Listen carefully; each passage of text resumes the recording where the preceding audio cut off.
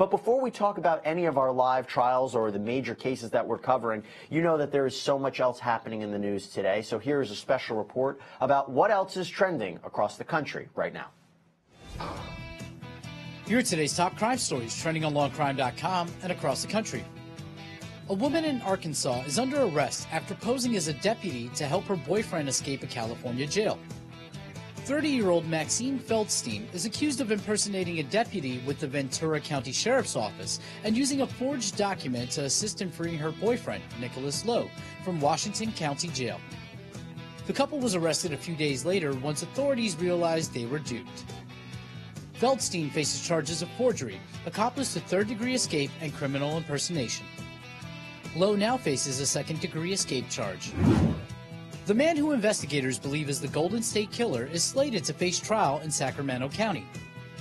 72-year-old Joseph James D'Angelo is now linked to at least a dozen murders and more than 50 rapes across California in the 1970s and 80s. The former police officer was arrested in April after investigators were able to link his DNA from a genealogical website to crimes tied to the elusive Golden State Killer. D'Angelo remains in Sacramento County Jail and now faces 13 counts of first-degree murder.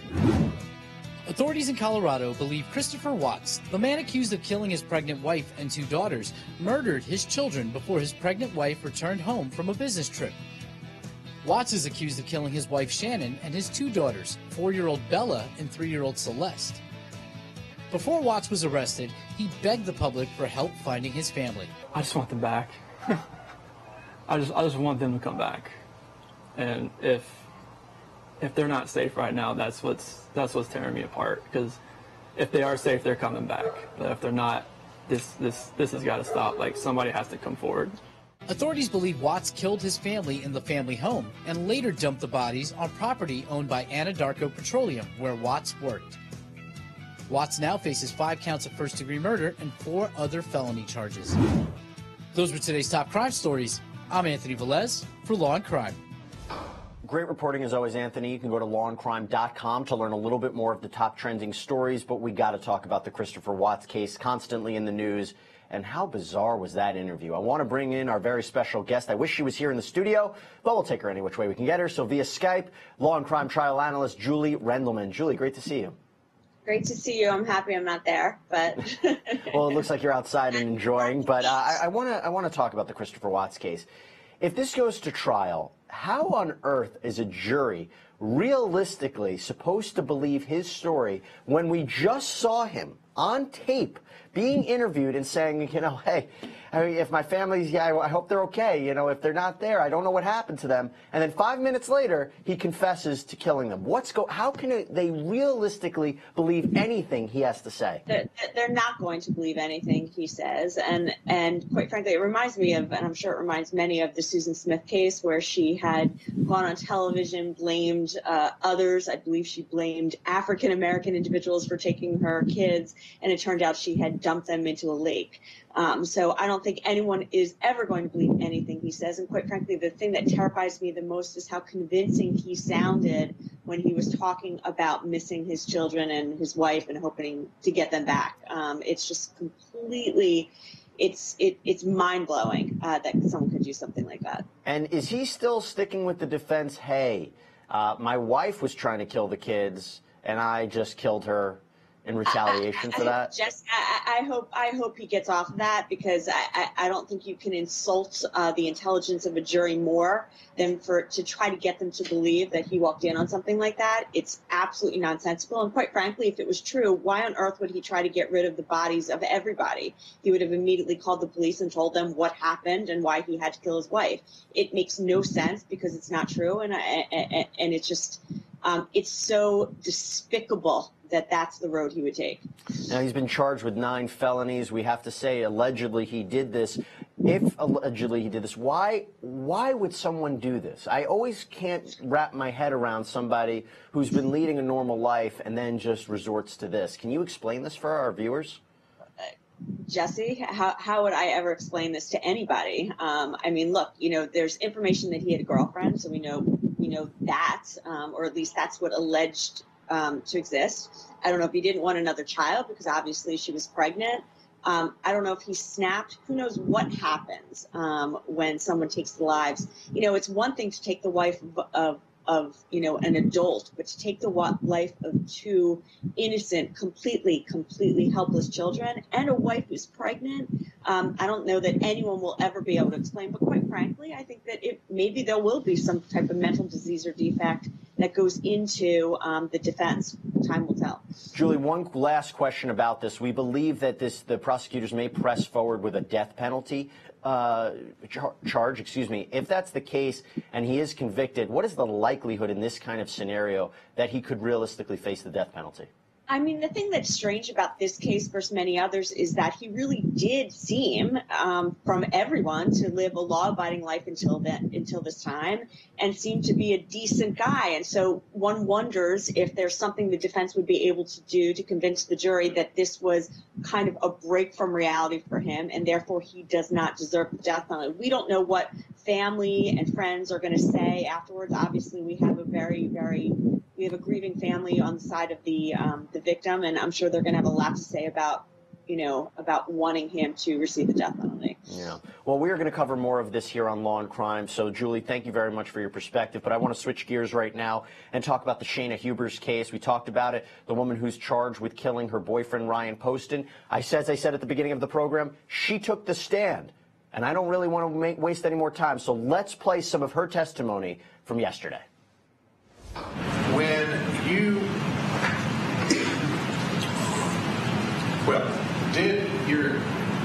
Did you all start communicating via Facebook in March of 2011? Yes, sir.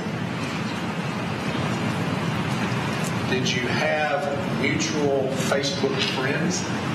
Yes. And did you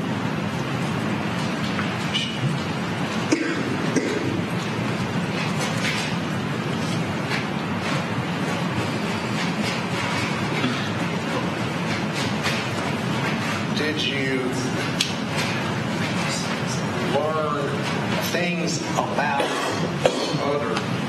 any of these Facebook communications? Yes, sir. In some detail, right? Yes. Did you discuss personal details of your lives? Yes. Even though you had not met him at all? Correct.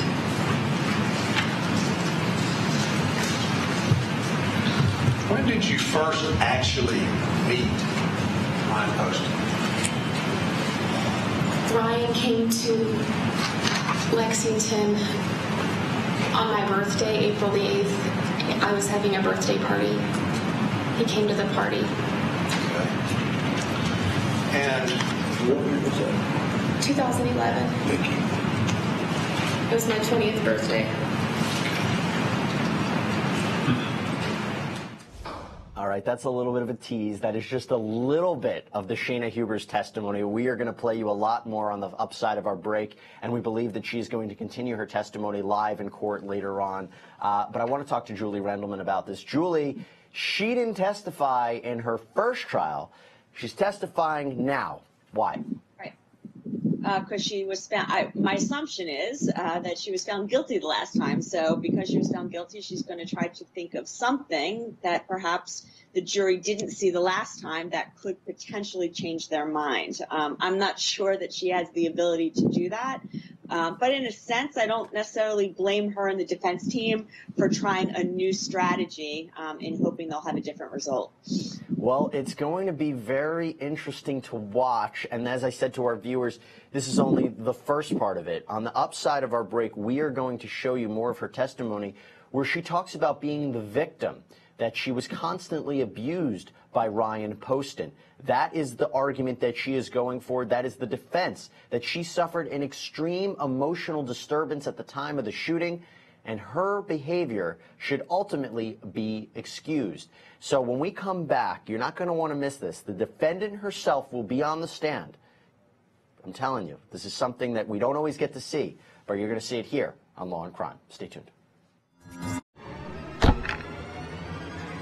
Welcome back to Law&Crime, everybody. We are still talking about the Shayna Hubers case out of Kentucky. We are waiting to talk more about it because, as you know, we are not allowed to live stream that case, but we have all of our clips from yesterday, and now we are able to show you testimony that you probably haven't seen before, including from the defendant herself. That's right. Shayna Hubers, unlike in her first trial, she decided to take the stand. And I want to play you some more of her testimony right now. This is when she really expresses that she was the victim of this whole incident and that she had to shoot Ryan Poston because he was the ultimate aggressor. Take a look. Did you all have any private conversations at that time? Yes, sir. And did you all go anywhere else together? Yes. Ryan met me at the restaurant bar that I was having the party at is called Tin Roof. It was fairly new back then. This is a long time ago.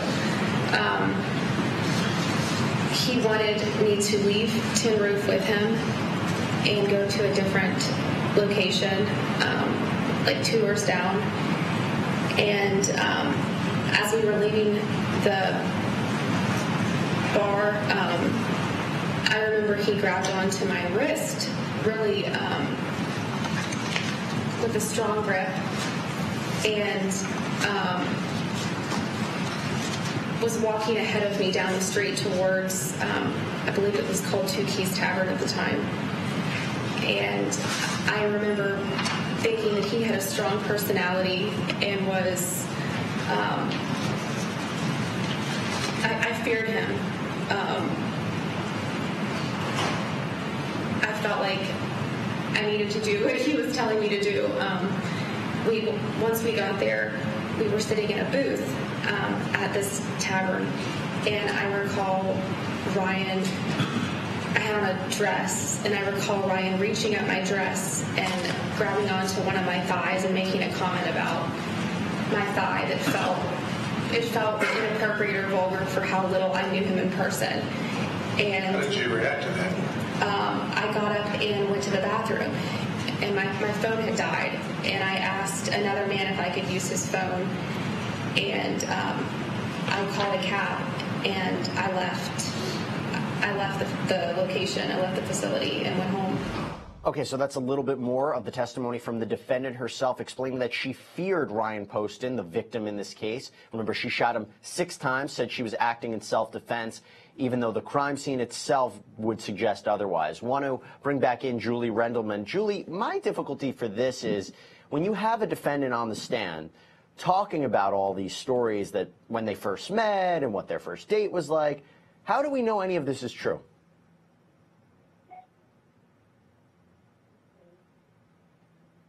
I think we'll have to work on a little bit with Julie's Skype, so we'll get back to her in a second. We don't, but I think you have it. Oh, wait, I think we might have Julie. Julie, you back? Can you hear me? Yes, yeah, Julie, can you hear me?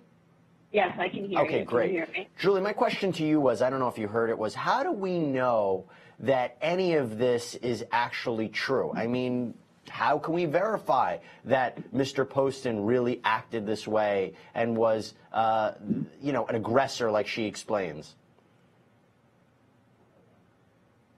All right, I think we have to work on Julie's Skype, but we'll come back in a second. In the meantime, I want to play a little bit more of Shayna Hubers' testimony. Again, this is the defendant herself. We were hoping we'd get this. Take a look. Tell the ladies and gentlemen of the jury about that first evening when he came to your apartment. He came in, the front door at the Lex opens into a kitchen, and it's a small apartment, 2 bedrooms. When you walk into the kitchen, there's an island, and as soon as he walked into the kitchen, he took his gun off of his hip and set it on my island. And I thought that was kind of strange that he carried a gun into Was that the first time you had known that he had a gun? Yes, I didn't know until then that he carried a gun. I wasn't aware, and I didn't know anyone else that I didn't have any friends at the time that carried guns or anything. It was something completely new to me. Okay. And what did you all do together that night? It started out, we were watching a movie. I believe it was an Ashley Judd movie. And it became late and it was time to go to bed. And Ryan didn't have a place in Lexington. We had both been drinking. And I offered him space on my couch if he wanted to sleep on my couch. And I told him I was going to sleep in my bedroom, but the only way to get to the bathroom was to walk through my bedroom to go to the bathroom. And so I told him I would leave the bedroom door open to go to the bathroom. And did he stay on the couch? He stayed on the couch for a while, but he didn't remain there. Okay. And what occurred after you went on to bed? I went on to bed. I woke up for whatever reason. I had a chair like this one, like at my computer table next to my bed. And I woke up and he was sitting in my computer table at the chair watching me sleep. I don't know if he was also playing around the computer because he couldn't sleep or what, but he was sitting in the chair watching me sleep. And he said, "I can't sleep on the couch. Is it okay if I get in bed with you?" And I remember saying, "Yeah, but I really do just want to sleep. Like, I have to get up tomorrow and study for school," or something like that. And I allowed him to get in the bed with me. One thing led to another, and he wanted to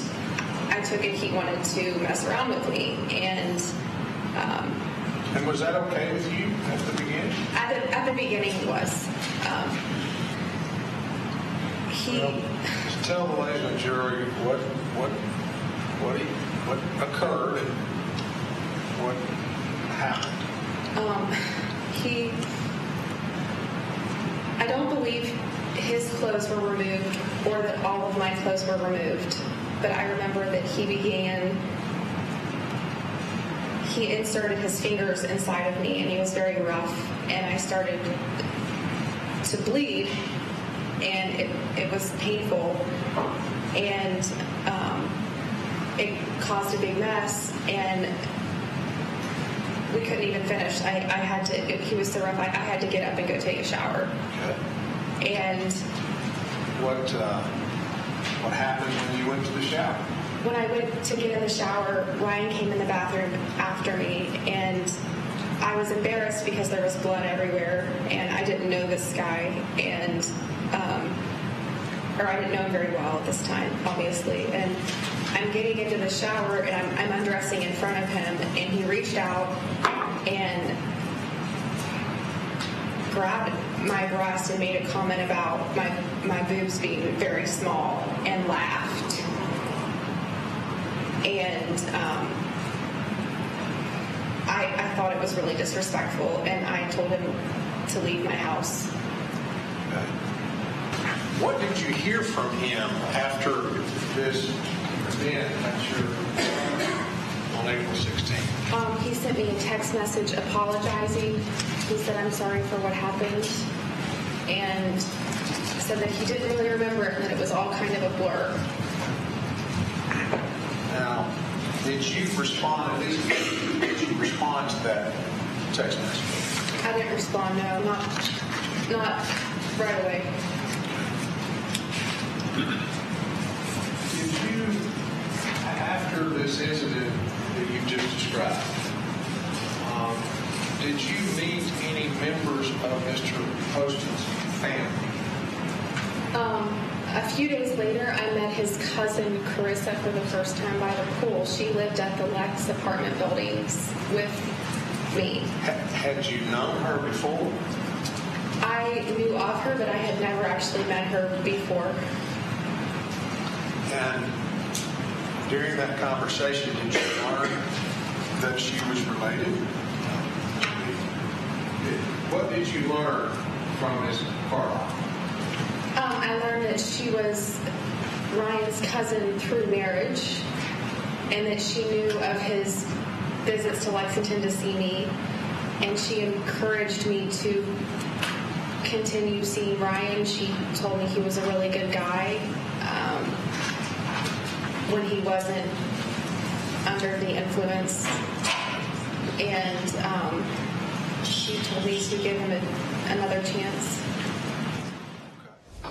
Wow. Every statement, every word is being dissected by the jury, and this is fascinating to listen to. So you hear Shayna Hubers portraying Ryan Poston as an aggressive individual, as a disrespectful individual, and as somebody that she feared. This all becomes relevant because she is going to claim that she acted in self-defense the night that she shot him.